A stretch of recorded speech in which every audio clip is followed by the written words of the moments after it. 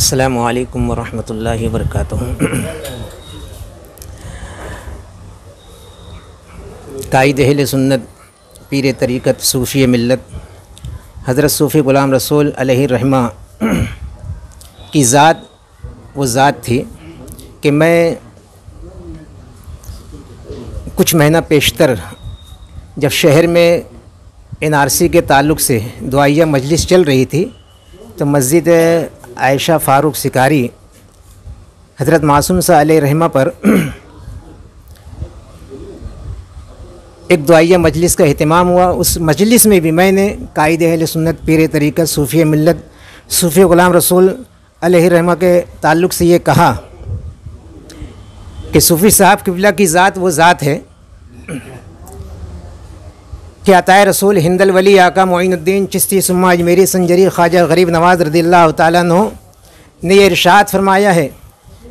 कि मेरे नाना जान से मोहब्बत करने वालों, मुझसे मोहब्बत करने वालों, मेरे नाना की आल से मोहब्बत करने वालों, अगर तुमको हकीकी मुझसे मोहब्बत है तो तुम दुनिया में जियो तो अपने लिए नहीं बल्कि लोगों के लिए जियो। तो अताए रसूल हिंदल वली आका मोइनुद्दीन चिश्ती सुम्मा अजमेरी संजरी गरीब नवाज़ रज़ियल्लाहु ताला अन्हु ने जो इरशाद फरमाया, आपके उसे इरशाद पाक पर अमल करते हुए सूफ़ी मिल्लत जो है हर महाज पर जो है कौम मिल्लत की खिदमत करते रहे। आप अताए रसूल हिंदल वली के उस मिशन को पूरी दुनिया तक के जो है पहुँचाते रहे और वो पैगाम जो मैदान करबला में हुसैन पाक ने